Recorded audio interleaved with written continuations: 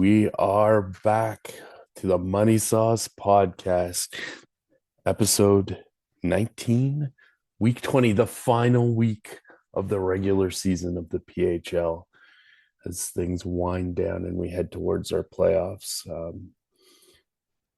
Why don't we talk about some breaking news first, though, Garrett, and then we'll get into Breaking news.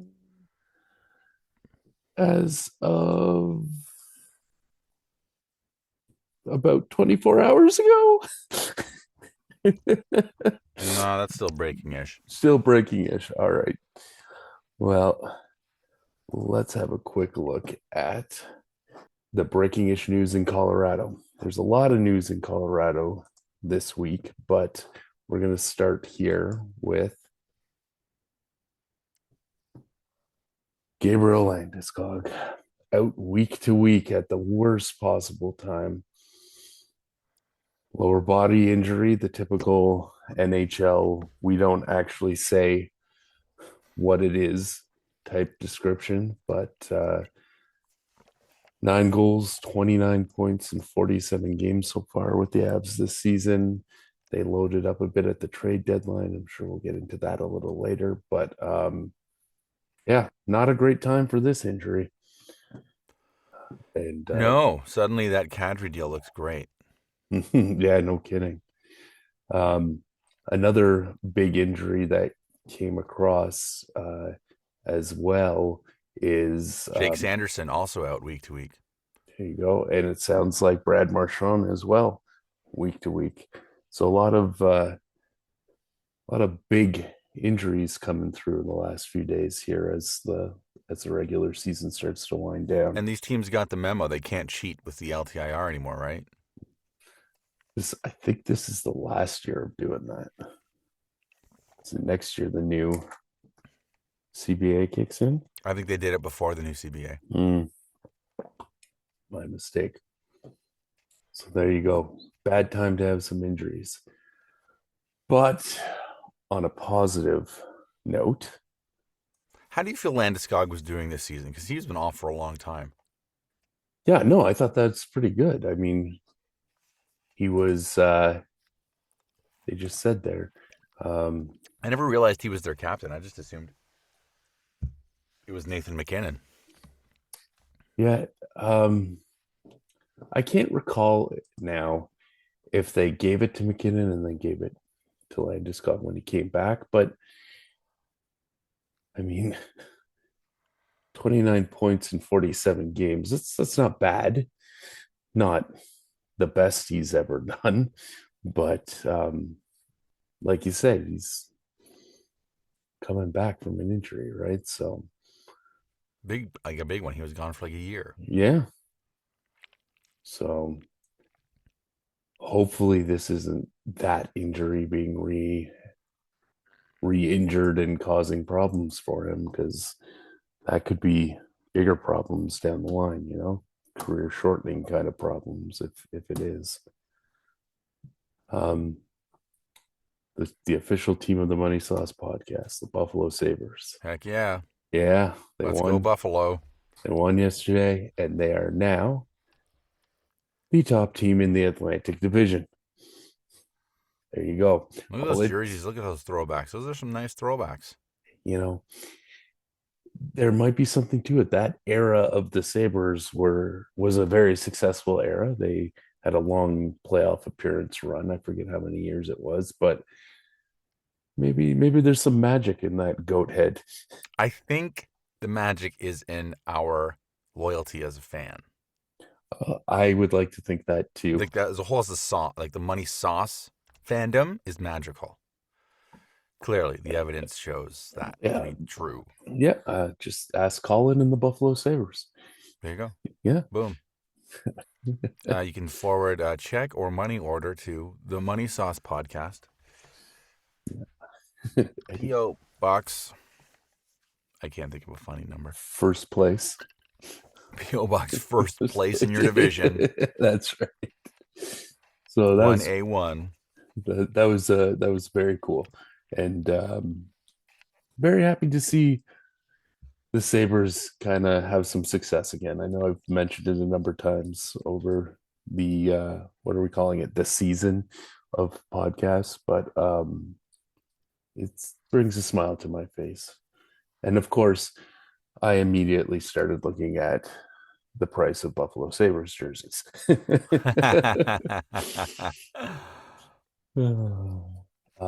Last piece of breaking-ish Oh, news. wait, no, go back to that Buffalo Sabre. What did you find?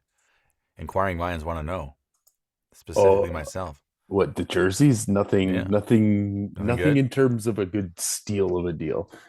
How about that? Steal of a deal. No steal of a deal. Not yet. Um, so at the trade deadline, a lot of the rumors were flying around that Sergei Bobrovsky of Florida Panthers and captain's team fame was going to be traded, and the day came and went, and he wasn't traded. His contract is up at the end of the season. Now they're saying, Panthers are saying, all the right things. He's part of our core, and we want him here. And it sounds like they're trying to re-sign him, but I'm wondering with the Panthers looking, you Who's the know, backup?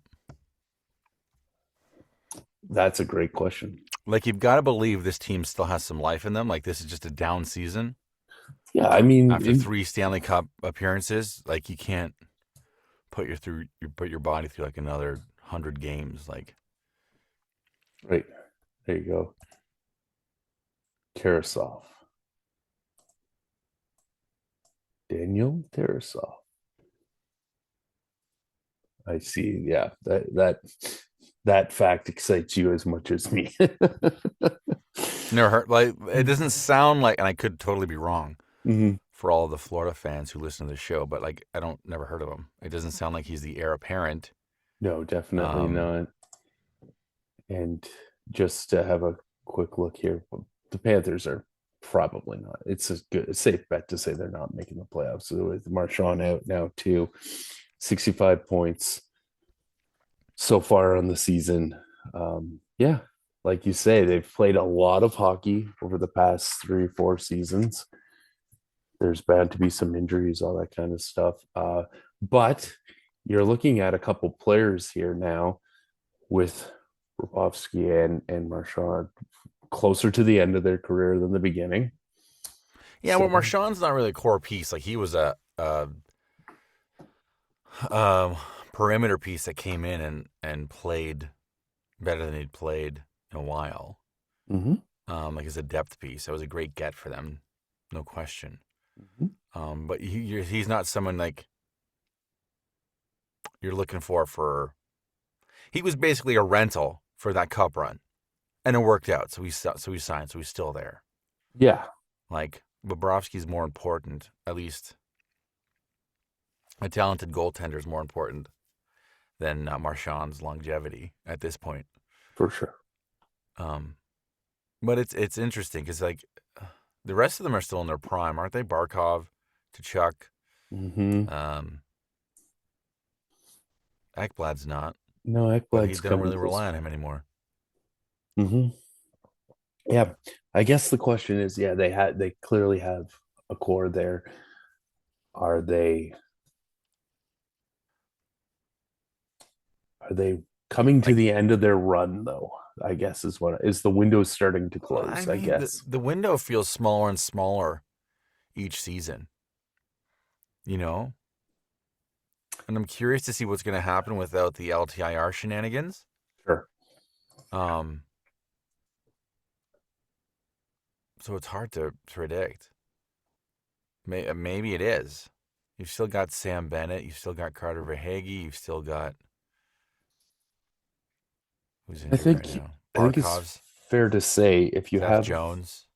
a core, a good core locked in, good, um, with the contract locked in with the contracts and all that kind of stuff, you can be like, well, Colorado's a good example, right? They won in 22.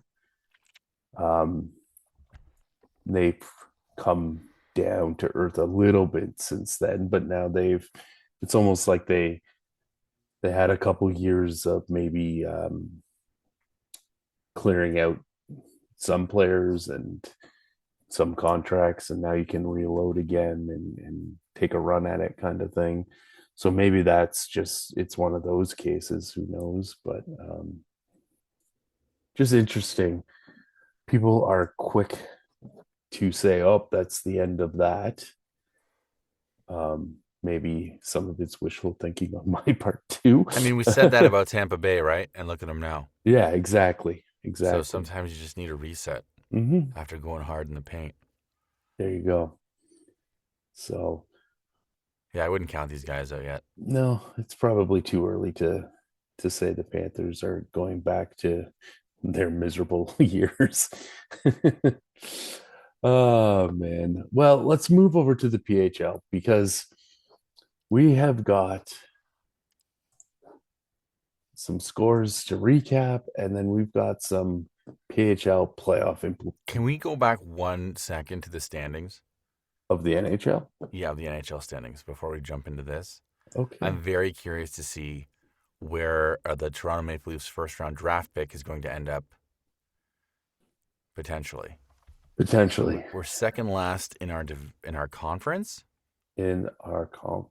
Well, yeah. In the well. Yeah, go to conference view. Just go to conference view. Yeah. Stupid wild card. Yeah, it is. Yeah, we're not gonna. I'm not gonna get you heated up on that. We're gonna have to start a grind my gears segment just for this one issue. But yes. Okay, so we're second last in the conference. What about the Western Conference? What do we got there? We have got Vancouver, Calgary, Chicago, St. Louis. 5-6 teams worse than us. Yeah. What happened to the Western Conference being dominant? Sorry, what were you saying? It doesn't matter where the Leafs are standing, right? It's where they're the pick they got. Not the pick they got, the pick they gave to Boston. Oh, I understand. You're going. The one that's top 5 lottery protected. Yeah. That's got it. I'm starting the lottery watch segment on the podcast. Got it. It looks like they're not quite there yet. They need to keep going down. 6, 7. I don't think the Blues are going to pass them. 7 below them, right? No. Well, Montreal is up 3-1. That's good. 7 below them. So yeah, they're outside of the lottery for now. Let's I guess let's keep an eye on that. So how would the lottery work for them? Give a quick rundown, because I know you know how it works. How the NHL draft lottery works. Mm-hmm. So it is hold on a second here. There's one thing I need to check. Each team that gets in the lottery is assigned a set of like randomized 4 number combinations. The worst team. So how do you get into the lottery? So the worse that the team's record is, the more combinations of those random 4 numbers they are assigned. Okay. So the team with the worst record gets 185 like number combinations. And that represents an 18.5% chance of winning the first overall pick. Then it drops down to 13.5%, 11.5, 9.5, 8.5, 7.5, 6.5, and then 6.5, 3.5, 3, 2, like all the way down for all the teams that don't make the playoffs. They do the draw. The team that gets the number 1 pick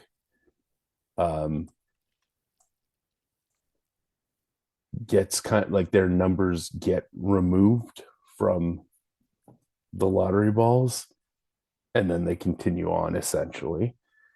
However, since 2021, a team can move up only 10 spots in the order.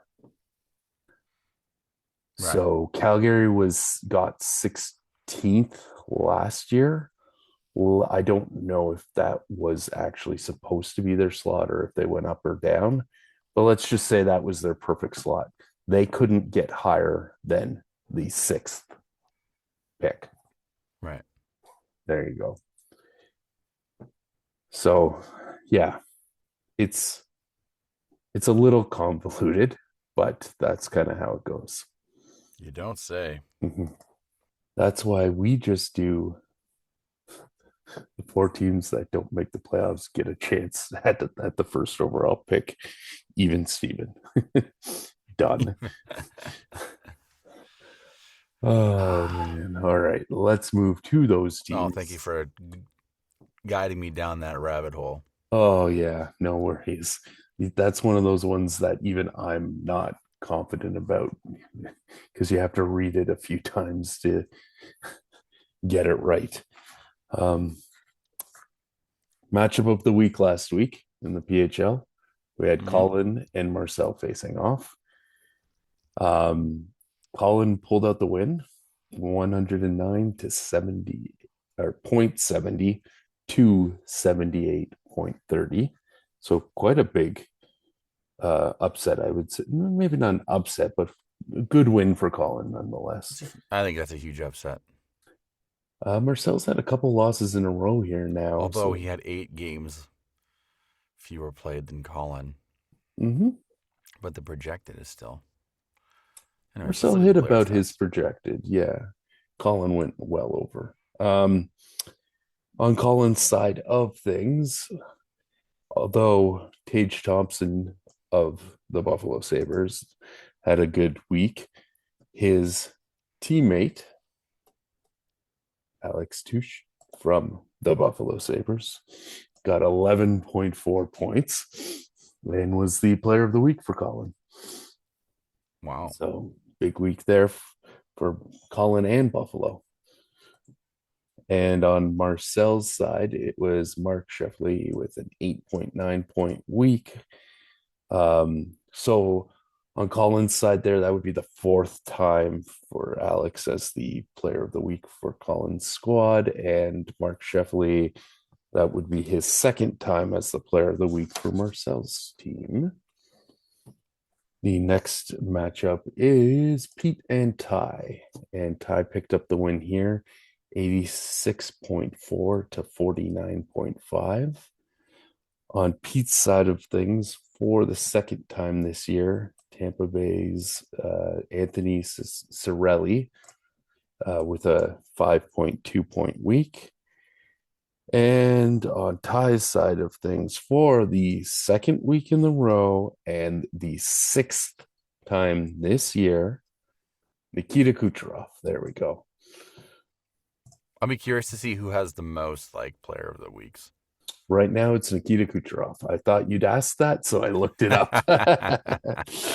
Who's So, second? Smart guy? yeah, okay, I'll get back to you next week.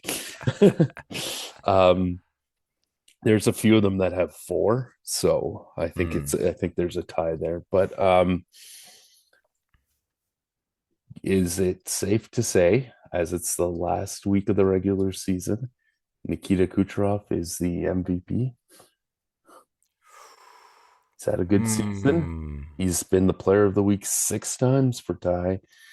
Um, you know, from a fantasy standpoint, I might have to say, Yeah, that's fair. you know.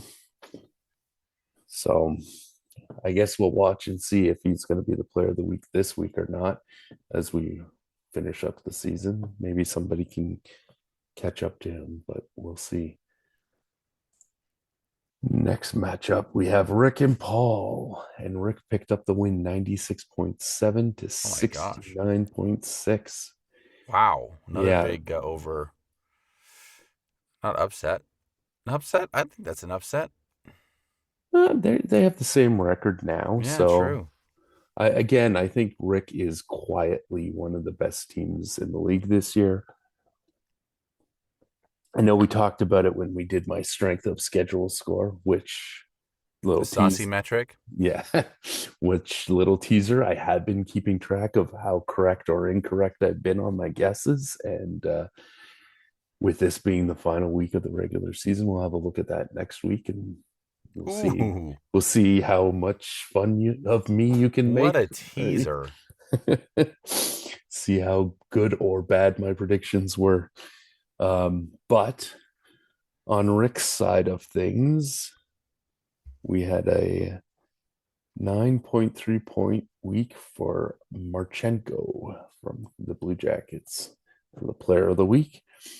That's his first time being the player of the week. And on Paul's side of things, once again from the Buffalo Sabres, Rasmus Dahlin with a 9.2 point week. Extra special because he was getting picked on this week quite a bit. Was Malkin got a 5-game suspension, I believe, for slashing him, and then I can't remember who it was from St. Louis got a big fine as well for cross-checking him or something like that. So, you know, big week, big week for Rasmus.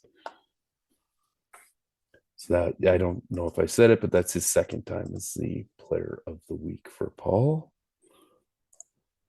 And now we have Garrett and Dan. Garrett picked up the win 70.4 to 50.5 for Dan. On Garrett's side of things, big week from Martin Necas of Colorado, 11.8 points this week. And on Dan's side of things, it is from the Buffalo Sabres, 8.6 points for Bowen Byram. Mm-hmm. Yeah, that this trip up brought to you by Marcel, who loves when I can't pronounce players' names. So that would be 1, 2, 3, 4 Sabres that have been players of the week this week. And I think that just goes to prove that our anointing them as the official team of the podcast is paying off in spades. Now we've got your matchup here. You got to face off against Captain and pick up the win, 84.2 to 70.6. And on Captain's side of things, Connor Hellebuck with 8.4 points on the week, earning player of the week. And it actually surprised me that he wasn't player of the week prior to this matchup for Captain. Is that a hard season? Yeah, as you're right. Both of them haven't they? Both of his goalies. But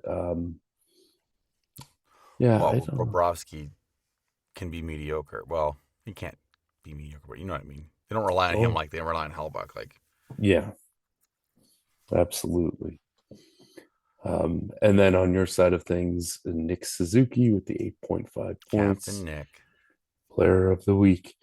So we move on to the final matchup. It was myself and Dave. And despite what the score says, I was up something like 67 to 64 until Sunday happened. Oh, what happened Sunday? Yeah, 20 points. it was insane. Dave and I were texting on Sunday, and Dave was like, I had both of my goalies playing on Sunday, but Dave was like, I really hope your goalies don't play. And I'm like, I almost hope they don't so they don't get me a negative score. That's how tight it was. But I did come through with the win, the 81.9 to 64.1. And Scott Wedgwood picked up the player of the week for me with a 10.5. 10.5. Yeah, he had a huge week. And that would be his second time being player of the week for me. And on Dave's side of things, it was Jason Robertson, 8.4 points. It's been a while since we've seen Robertson as the player of the week for Dave. He was there at the beginning of the season quite a bit, but this would be his fourth appearance as player of the week. So coming back to end the season out strong, I guess.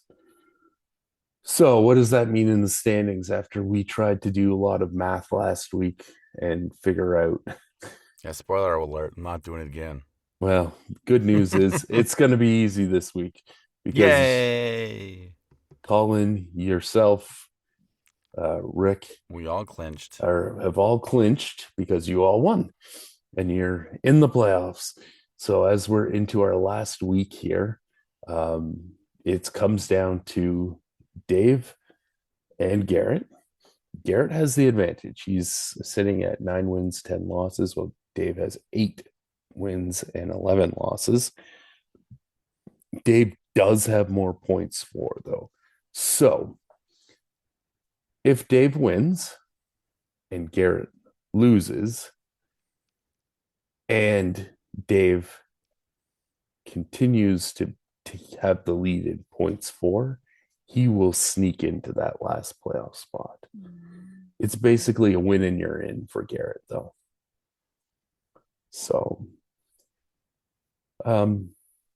pretty easy to figure this one out this time. Garrett has to win. Yes, he has to win and he's in. He can afford a loss, but he better pile up quite a bit of points. But Dave holds the tiebreaker, and as of right now, but he needs. Dave's got more points. Yeah, about 6. Plus those 3. Yeah. No, that's. Oh no, he's got more. 13. So it's 11 right now. 90 to that's about 11. And 6. So, 16, 17 points ahead right now. Anyways, looking at the matchups that are underway, this week, Ty and I have been designated the matchup of the week. Right now, I'm ahead 23.1 to 11 even. Then we have Colin and Pete facing off, the father versus son battle to end out the season. Right now, Pete's up 13.6 to 10.9. Rick and Dave are facing off, and it's pretty tight right now. 18.5 for Rick, 18.8 for Dave. Dave's going to need to get more than 0.3 points ahead to get that win, I have a feeling. And then pray that in the next matchup, Marcel comes through with the win, because Marcel and Garrett are facing off, and this one's tight too. 12 points even for Garrett, 12.6 for Marcel.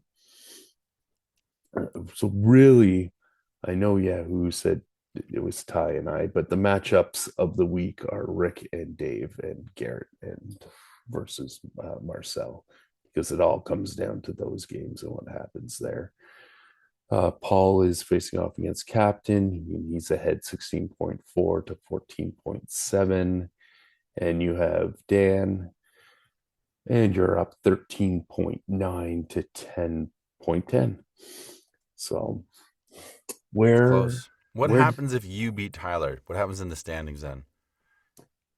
As it stands right now, I believe I would stay in third, because I'm pretty far ahead on points. So the real question really is between Marcel and Ty, who gets the wins this week, because they have the 13-6 records and they're under 10 points difference with the tiebreaker there. So I'm guessing what we'll see is obviously between them, who whatever happens this week will make the difference. But then you'll see me in third most likely, and then I think Paul, because he's so far ahead in points for, even though he's in the group of 4 teams at 11-8, I think The he'll group stay. of 4.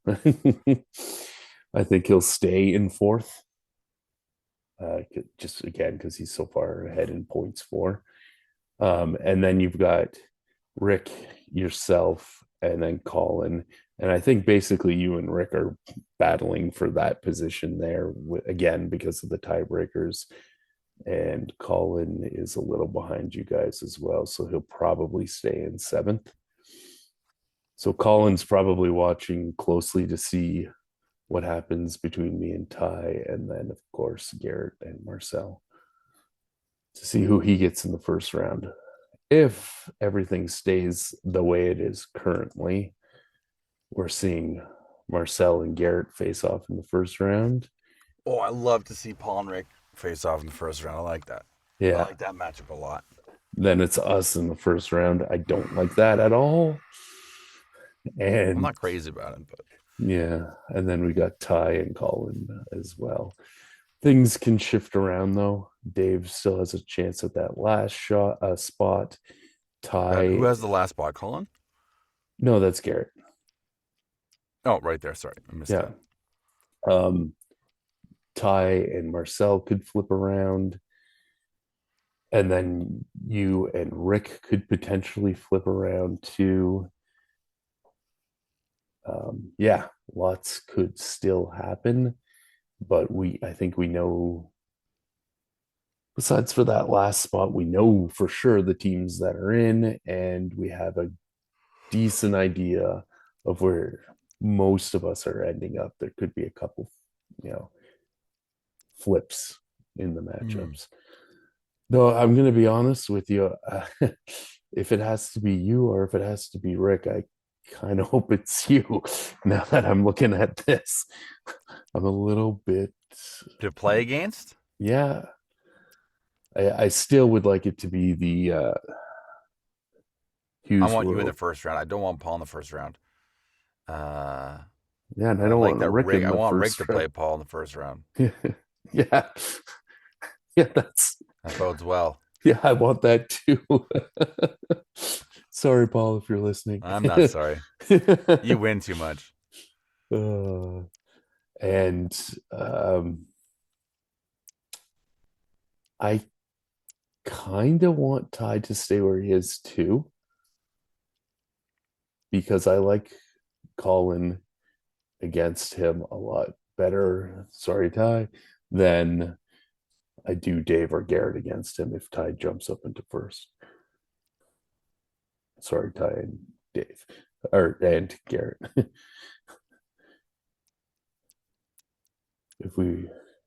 I like Colin's chances at an upset better. Over Ty?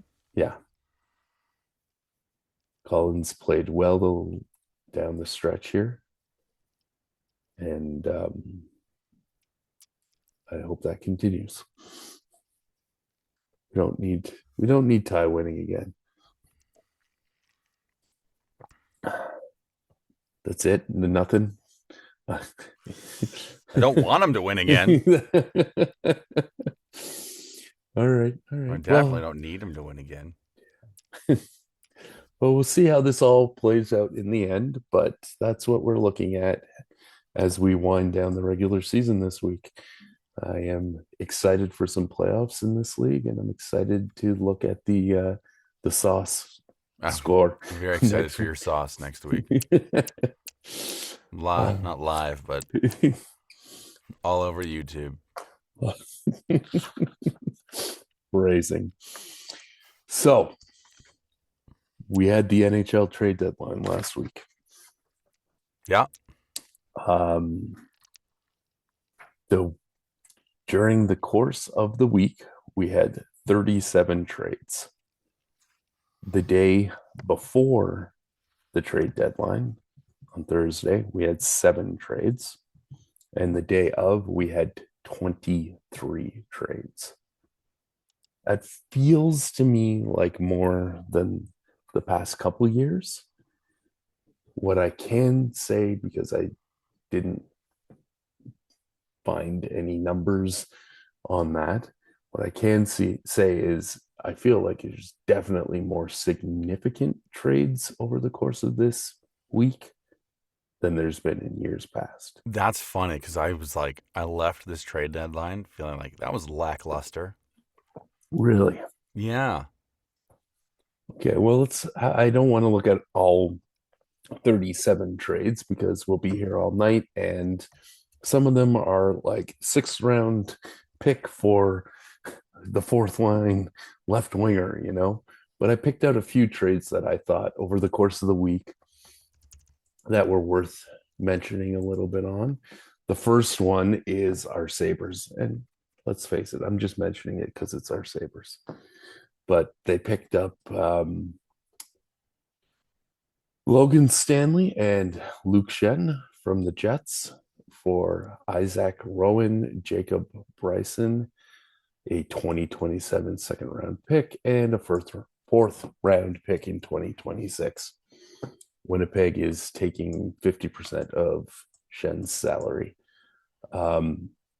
Let's be honest. I'm mentioning this because it's the Buffalo Sabres and it's Luke Shen. Well, these are some of the bigger names that did move. I In think, my recollection. yeah, I mean, Shen, Logan Stanley's not nothing, but and Shen's definitely not what he was when the Leafs drafted him all those years ago and all that. He's definitely towards the end, but I guess he's just a body at this point. yeah, 6 points so far this season. One of them being a goal, but he averages yeah, but he's 15 not minutes. like a big point guy. He's never been a big point guy. That's true. Yeah, He's a absolutely. shutdown guy. Yep, he is. So I guess it's depth shutdown. Yep. Like, I don't know, man. Is this what puts you over the top? Logan Stanley and Luke Shen. You're not giving up a ton. No, they're really not. I think A it's second and a fourth, but after my rant last time, don't keep the cupboard stocked with something significant. Yeah, I think this is fine.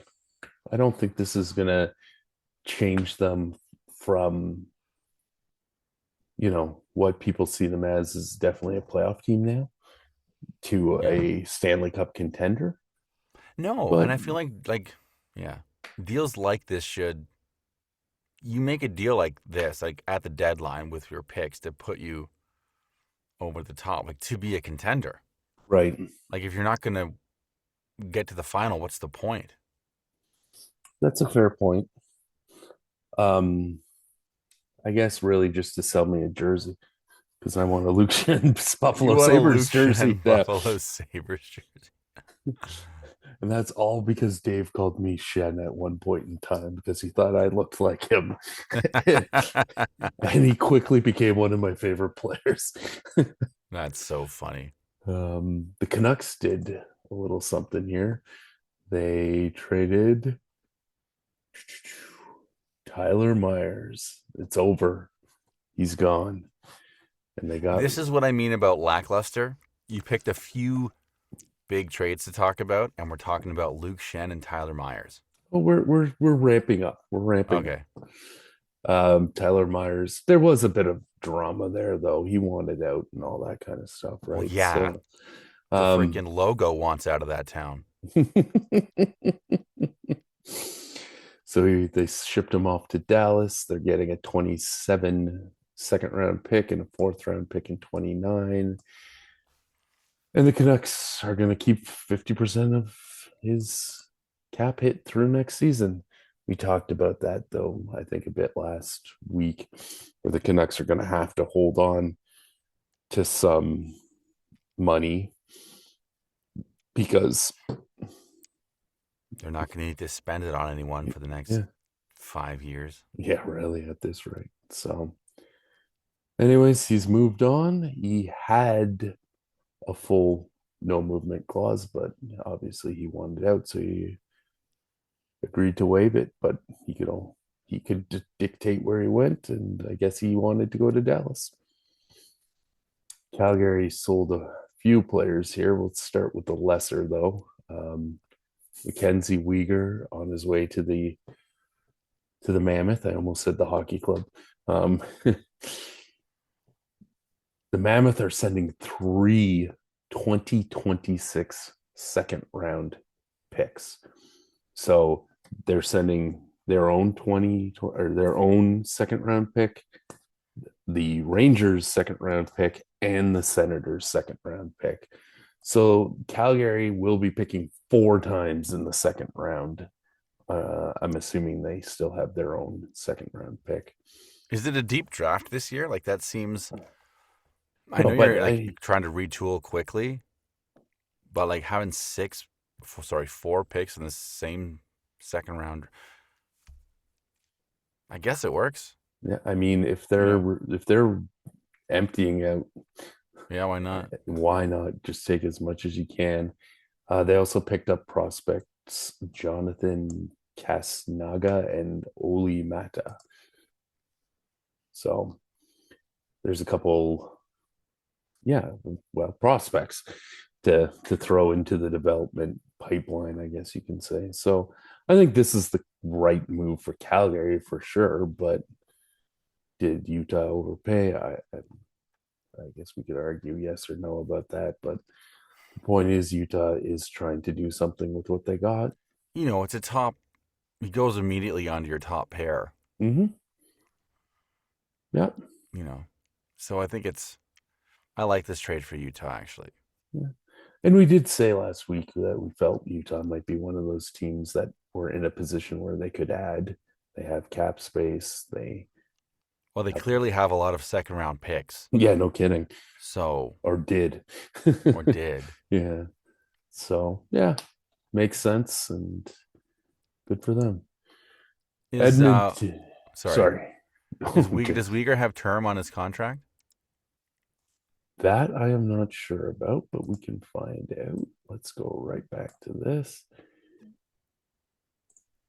Because if it's just for the rental for this year, then I like it a little less. But no, Utah's like Buffalo Junior to me. I just want that club to have some success. Here we go. He's a right shot defenseman. Boom. I love it. It's over. He's in the 3rd year of an 8-year deal. So yeah, he's Okay. got That's good. I like that deal then. Yeah. Because he could be there a long time. Yeah. That's good. Yeah. That might be my favorite deal of the deadline. Upon reflection. Got Edmonton trying to make a return to the Stanley Cup final and actually win it.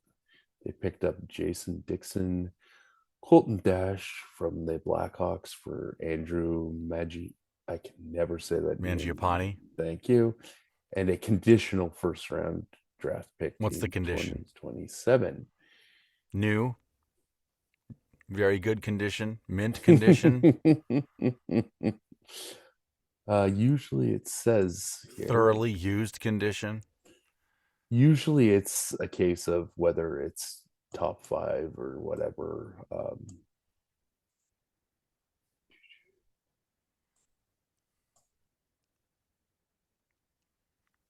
It doesn't say. Cool. I don't know what the condition is. Sorry. I know there's some other conditional ones and it says it, but this one doesn't say. Weather dependent. Yeah. Generally speaking, I'm assuming it'll be a case of if the Oilers don't make it to the Stanley Cup final, that pick can be bumped out to 2028 or something like that.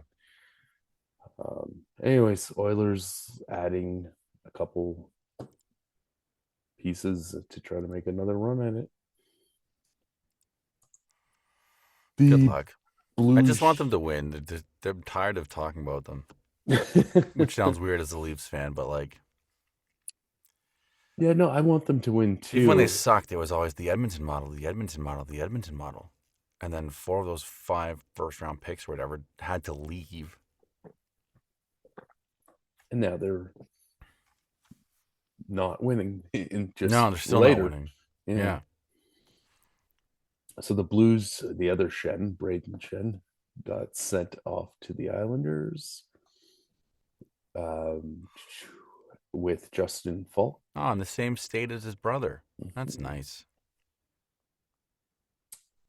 What? Why am I reading this weird? The Blues traded a pair of veteran pieces, sending Captain Braden Shen to the Islanders in defense and Justin Falk to the Detroit Red Wings. Okay, yes. So the Islanders are giving the Blues a first-round pick, third-round pick, and Jonathan Drouin. Wow, I didn't even realize he was still around. And goalie prospect Martin Gidloff. That's a lot for Braden Shen. Yeah. A first-round pick, a third-round pick. Right. Jonathan Drouin as a body. Yeah. And a goaltending prospect, Marcus. I don't know how good that prospect is. Yeah, sure. But like, you know. Yeah, it's somebody young to put in the pipeline kind of thing. And then Justin Falk goes to Detroit and they get Dmitry Buchenkinov. Can you say that? Bushenikov. Part French. One of those rare French Russians. First round in 2026 and a third in 2026. So French Russian, that sounds like a drink. So that's 2 first-round picks, 2 third-round picks, a couple prospects, and Jonathan Drouin, all coming back to the Blues. If you're the Islanders and Falk, where are the Islanders in this? Outside looking in. No, they're in. Are they? Yeah, they're in. My mistake. With 77 points. 2 points below the wild card teams, but because of the stinking format. Right.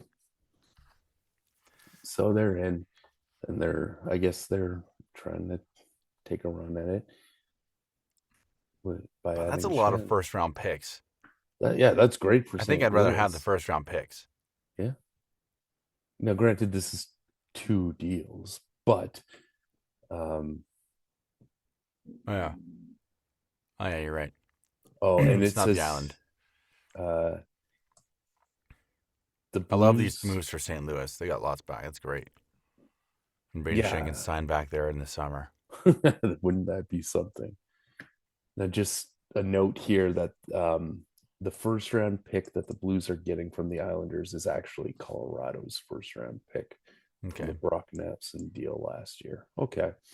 So they still have their own. Yeah. And it is it's going to be late in the first round because Colorado's having a good year. So, it's not like it's a, top 5 first round pick kind of thing. But if you're the New York Islanders, what are you hoping Braden Shen will do for your team? What's worth a first and a third and a goaltending prospect? Okay, so is that just for the intangibles, the leadership and experience in the playoffs? I guess. Shen won a cup with the Blues. I guess the championship winning experience or whatever you want to say. I think this is a side note. Mm-hmm. I think that intangible is overhyped.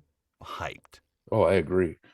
100%. A lot of things have to happen to win a championship. And a lot. And, a lot of it's just, outworking the other team. Mm-hmm. Or at least that's what's Braden Shen going to say to the New York Islanders? And I've never been in a professional hockey locker room, so I don't know. I have. But is that kind of the leadership? Players were there. Yeah. Fair. Yeah.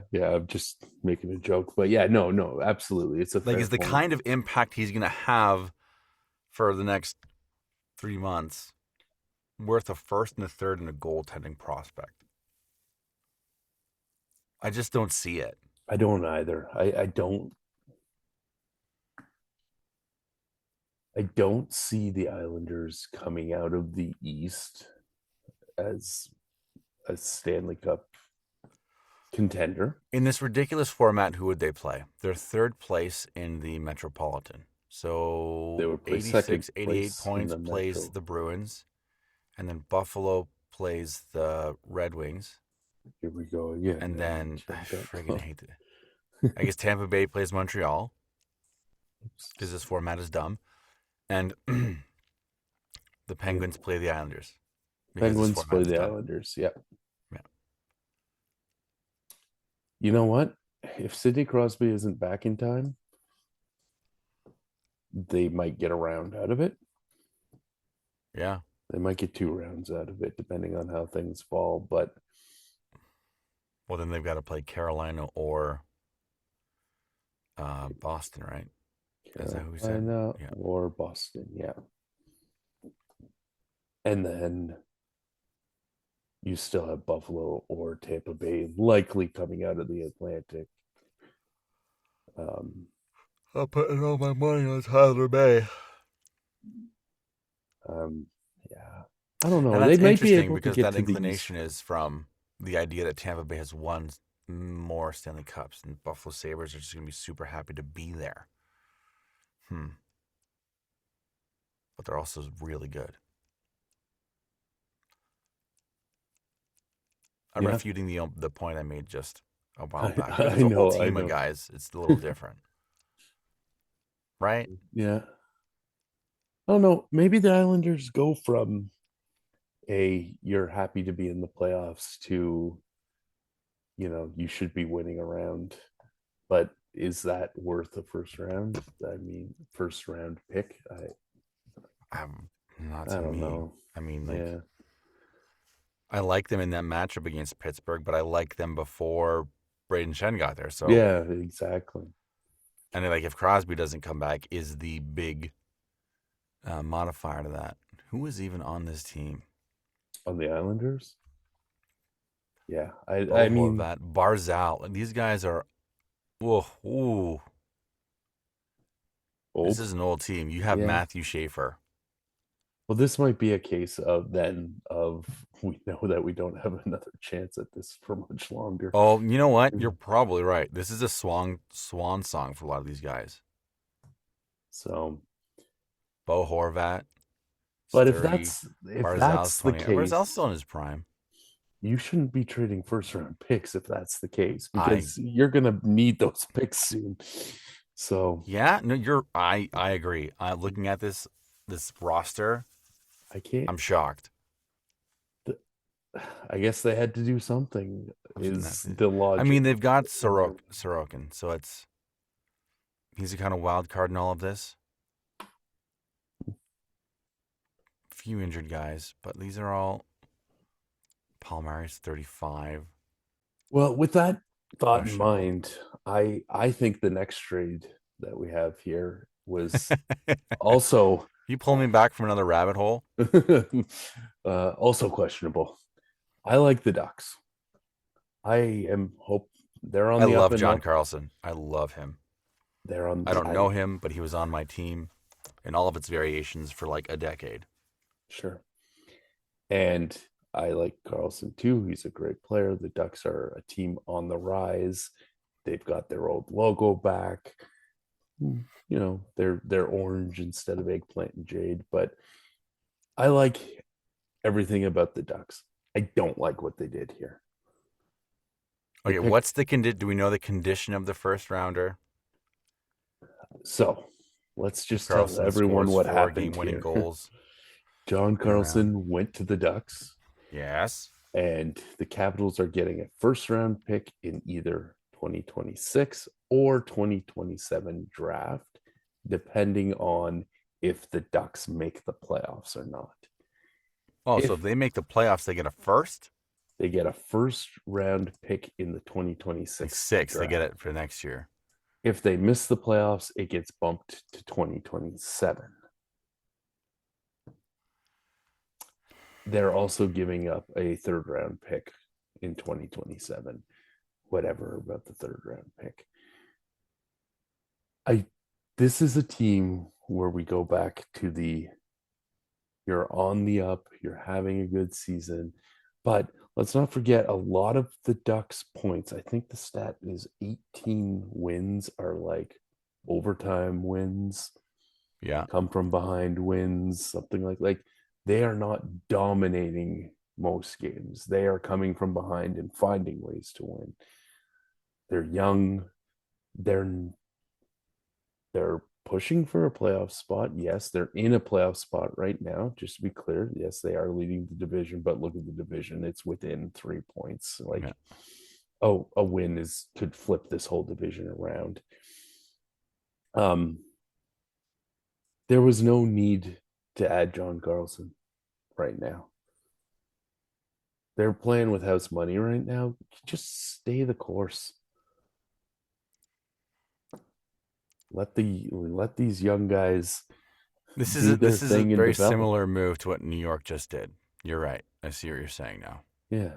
I don't mind them. I like all the individual pieces. I just don't like that they're together. You know what I mean? Yeah. This feels like this, and I guess they're sitting first in the division, so why wouldn't you go for it? I guess, but I don't think there was a need to do this year. Looking at their defense, it's not very. They've got Jackson Lacombe, and you've got Jacob Trouba, who's aging. This is a weird one because this is a team that's like ridiculously young. Leo Carlson, 21. Cutter Gauthier, 22. Mason McTavish, 23. Beckett Sinecki, 20. Yeah, this seems weird. Maybe this is just like they're getting a babysitter for this room. Maybe. I'm just kidding. They've got some other players here that are older, but I mean, Lucas it is Dostal. a right shot defenseman. I know after last week we have to mention that. Oh my gosh. So, but he's in the final year of the contract. Is he going to retire? Is he going to become a free? I guess if this gets the Ducks in a place where they can sign him before he hits free agency, and he does I don't know, 3-year deal and becomes kind of like the veteran leader of the room, maybe then it doesn't seem so bad, I guess. But I don't know. I still don't think the Ducks needed to do this. I think they could have just kept that pick and see what they get with it and move on. Yeah, I like. This is exactly they're playing what with is money, what right? is a mentor to your young players worth for 3 months? For 3 months, it's different if it's like you're Mackenzie Weegar and you're there for a few years. Yeah. But like Carlson has one cup. Well, he's been in Washington all that time. Like, yeah, I don't. It's hard for me to understand it because I see those intangibles as overplayed. Yeah. Well, yeah. Anyways, like you don't need him to quarterback your power play. So he's literally just coming in for some depth on the defense. The right shot is a right shot. I know. It's a right shot defenseman. He's worth 3 first rounds. Yeah. Based on all the hype. From the score. From the Athletic. Oh, the Athletic, sorry. Yeah. But, yeah, I don't think they needed to do it. I'm going to leave it at that. The Kraken and the Leafs. The Leafs traded Bobby McMahon to the Seattle Kraken. The Leafs, it's and, I think it was a disappointing trade deadline for Leafs Nation. The fact that we got some picks, very good, but none of them. The first round for Nicholas Roy is nice. We'll get there. Okay. Let's just go through all 3 of them here, right? So Bobby McMahon went to the Kraken, and they got a 4th round pick and a 2nd round pick. Sorry, a 2026 4th round pick and a 2027 2nd round pick. Scott, Scott Lawton, there we go, is a conditional third round pick as he went to the Kings. So they got a bunch of picks for a couple guys. Great, whatever. And then let's move to Nicholas Roy, traded to Colorado for the conditional first round pick at the 2027 draft. Do we know the condition? Is it a mystery condition? In the event the first round selection falls inside the top 10, the Avalanche would instead send their unprotected first rounder in 2028. I see. So basically, if next year the Avalanche all of a sudden are horrible, and it could happen, this could be bumped to 2028. But I don't see it happening. Anyways, they also got a fifth rounder for this year, which is whatever. So they've got a first rounder, a fifth rounder, a fourth rounder, another fourth rounder, and a second rounder. And they're all 2027, except for the fourth round pick in 2026. So the Leafs... big ups to Brad Treliving for helping out his successor. His chances are he's not going to be there. And, we could go real hard on him, and justifiably so, but he has been put in kind of a crappy situation. But this is, if you traded a first rounder to get Scott Lawton, and you just trade him away for a third, that's a pretty big oopsies. Yeah. So, you got hosed real good. Good job. I think you're right in saying that, Leafs Nation or whatever should be disappointed. I know I've heard at least a fair amount of chatter about, they got a first rounder, look at them. But they needed more. They got a low first round pick. We're talking potentially the last four picks of the first round.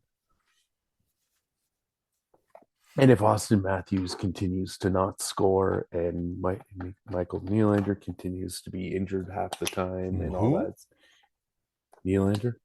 Oh, I thought you said Michael Nylander. Did I say Michael Nylander? I could have. That was weird. I don't know where that came from. That's all right. It's another one from Marcel. There you go, Marcel. Anyways, yeah. OEL needed to go, right? Well, apparently the Leafs decided they weren't going to, so yeah, they weren't taking calls. I think I'd rather see him go and get something for him than nothing for him. Does he have another year in his contract? They establish a high 2 years remaining. Yeah. Okay. Yeah.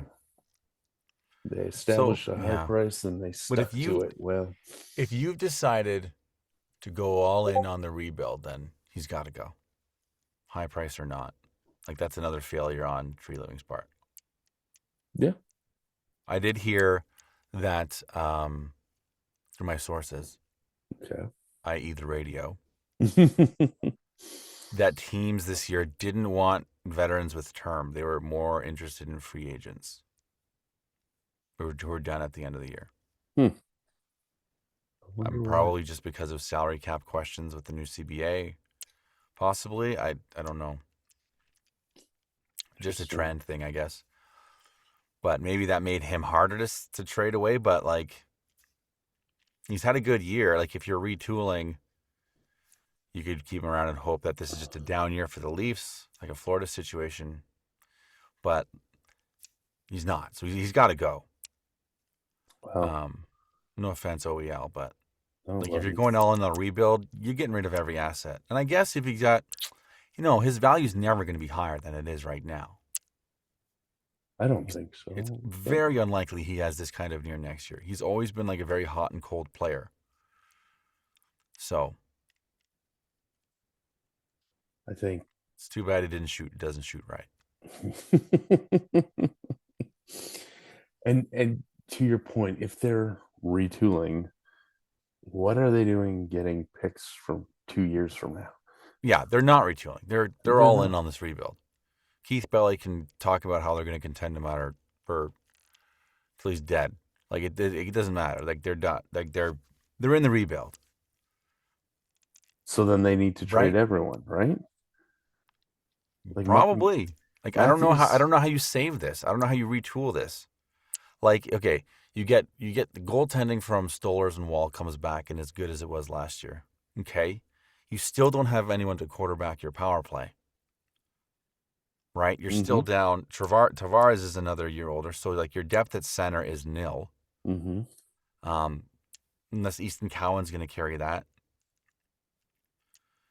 So it's I don't see how you can retool around this when there's just so much lacking that's key to success in the playoffs. Like But you need Stollers and Wall to come back to bounce back, which is possible, but it seems like there's just too much to yeah, work around. Like even if you're Washington, Washington is the example they use, right? yeah, You still have Ovechkin, you still have Backstrom, you yeah. have Carlson. Nope. Who, He's a duck. no, at the time when they won the cup, When I'm they won saying the like you cup, need yeah. certain things to make that happen if you're going to Right. retool. Right. They don't Sorry. have. They've never had John Carlson. They've never had that defenseman. No. You know, No, it's just all left shot defensemen. not even a left shot defenseman, but like a No, responsible I power play know, guy. of course. Yeah.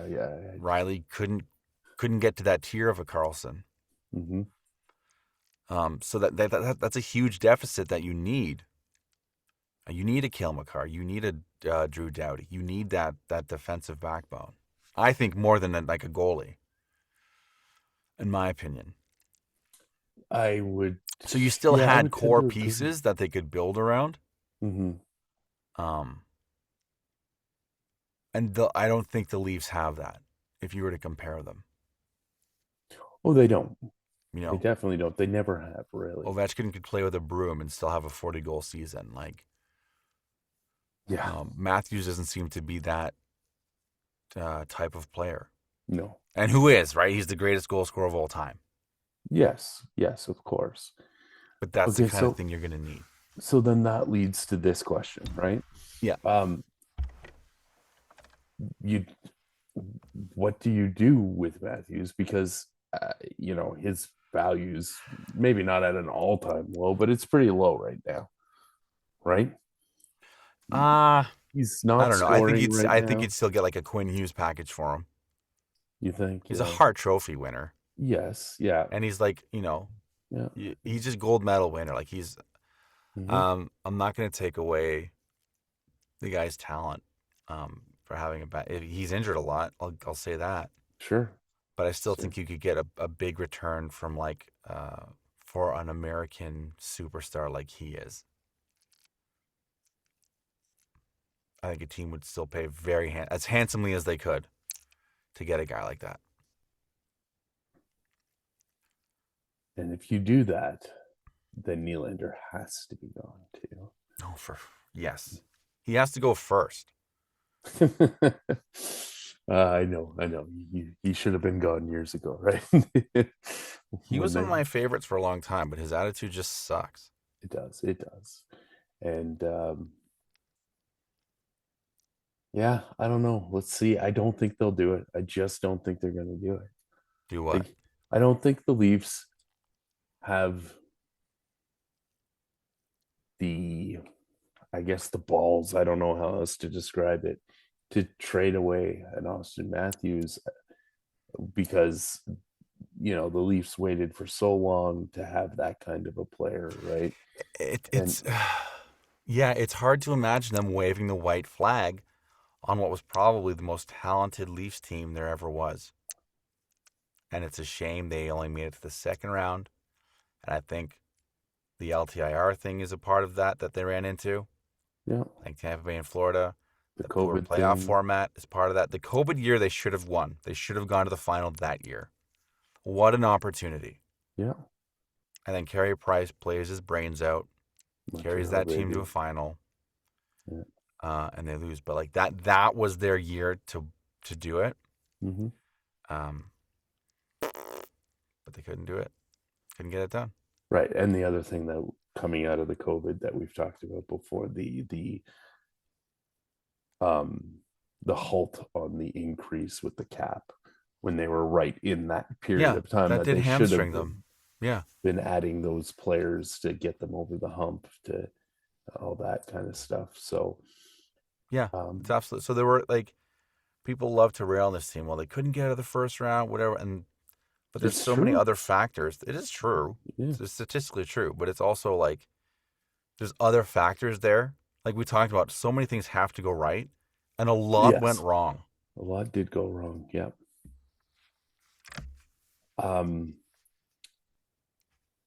If they are going to sell these two big players off, are you more inclined as Leafs ownership or president or whatever Pelly's title is to let Brad Treliving do it, or do you get rid of him, find your guy, and let this guy do it? The thing is, Treliving is kind of like a shield for Pelly. So if he keeps him around a little bit longer, that buys him a little bit more time in his job. I think Pelly's fine. He's still too new. And I think it just buys maybe an extra year or two. And the Raptors are doing fine. Like, you have to keep that. Is he in charge of them too? Yeah, he's in charge of MLS. The Raptors are still the Raptors, though. They're still not the Leafs. Yeah, but I think it's the body of work, right? So his body of work, he doesn't have a championship with the Raptors. No, he doesn't. So far, his legacy is firing Masai Ujiri. Well, he's on the up. The Raptors are on the up, though. As a guy that doesn't follow basketball very closely, yeah, maybe I shouldn't say this so definitively, but like TFC just did a couple big signings. The Raptors have seemed to be working their way up slowly. I think the body of work is more positive than negative. So I think he's fine. Yeah, but like you don't hire a guy like him to save the Raptors. No, you don't. You're right. You're right. So like his legacy is going to be how he handles the Leafs. And Peter might be punching his device that he's using to listen to this to try and hit me in the face. I don't think he is. I think I understand where you're coming from, and I think he can understand that too, in the sense that the ultimate goal as a sports executive, if you're working in Toronto, I don't care what sport is your primary background. If you can get the Leafs golf, a Stanley Cup, you've done the thing nobody else has been able to do since the you're 60s. An alchemist, man. You've turned lead into gold. Right. So I think I think everyone would agree that's being realistic, that yes, the Leafs are the top team in the portfolio of MLSE, and their success is going to weigh more than the Raptors, TFC, the Argos, and I guess whatever else they have in terms of minor league. Like he fired Shanahan so he could be the guy. And he removed that middleman. Was it him, or was Shanahan gone first? I thought Shanahan was gone first, but he didn't replace Shanahan. Sorry. No, he didn't replace Shanahan, and he didn't put anyone else in that position. Ujiri either, right? No, he wanted to remove those positions so they could come to him. Right. So he could focus on, I don't know, having a hand in building these teams. I guess. Craig Berube is gone. Yeah, summer he's gone. Yeah, I think so. Does he have term on his contract? That I don't know. Poor guy.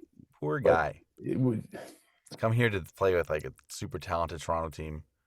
So who was on the cusp of like going further. And then, man, letting Mitch walk looks like a huge mistake now. It's blowing up the whole franchise. Yeah, that one move. Mm-hmm. You're definitely changing the character of the team now. Yeah, no kidding. Well, there's one last trade to talk about, and this was the one But that wait, there's more. I did not think would happen, and it We talked happened. about this last week, didn't we? Yeah, and I said I didn't think he was going there. I It didn't think that. makes, I don't know. Now that Landeskog's injured, it makes more sense, but Sure. But let's just say it here now. Some Kadri left the Flames with a 2027 Flames fourth round pick to Colorado for the 2028 conditional first round pick and 2027 conditional second round pick, and Victor Olofsson, as well as prospect center Max Curran. 35. Wow, Kadri's 35. Remember when they drafted him? Oh, yeah. I remember the year, like his first year being a draft. And remember, there's some kind of a rule where players can go back to junior if they've played, like, I don't know, 5 or less games. Mm-hmm. And they called him up on an emergency basis. And I was at that game, and he was playing, I think that was his first like regular season game with the Leafs. And it was clear that like he had just driven as fast as he could from London to get there, because he was wearing pants that were like halfway up to his between his knee, like they were way too small, and the gloves were way too big. Like it was clear they just found some equipment to shove on him and get him out on the ice. That's funny. But yeah, he's back in Colorado, and the Flames picked up a few more draft picks. So Olofsson is obviously probably just a body to go back to make the deal happen. I believe the Flames are keeping 50% of his salary. I know I saw that somewhere, and it's not showing up here. It's fine. No, here it is. The Flames will retain 20% of his salary. Oh, I shouldn't have trusted you. You shouldn't have. And That'll he's teach me. The one time in his fourth season of a 7-year deal. So he'll he's got be 3 more in Colorado for a while again. 3 more years. So I don't know how good he's going to be at 38. Yeah, even if he retires there, like good for him. Won a cup there. Well, he's done it before, so let's do it again. You're a Kadri. You must be pretty pumped. Talk about getting out of a bad situation into a really good situation, right? It couldn't be better for him. Going back to a franchise he knows. Mm-hmm. They're going to contend for a cup. Absolutely. Before the Landeskog's injury, I'm thinking, wow, this is like almost embarrassment of riches with Roy from the Leafs going to Colorado as well.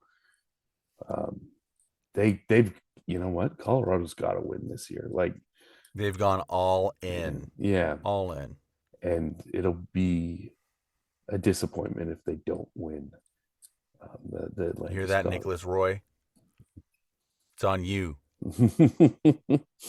Well, I just got injury doesn't help things, but let's wait and see how long he's out and all that kind of stuff. But yeah, they're going for it, and I'm excited. So I can clearly see that. yeah, there was a reason I selected this one today. Yeah, so go Avs go, I guess. So that's the NHL trade deadline. That is. How many picks did Colorado give up this year? Do you know offhand? Super fan? Not off the top of my head, no, but somewhere it has to be at least half a dozen. Rounds. Yeah, 2 first rounders. So they're definitely banking on this working because they're not going to have a first rounder or they might have one in the next 3 years. Yeah. Depending on what happens with the condition with the Leafs one there.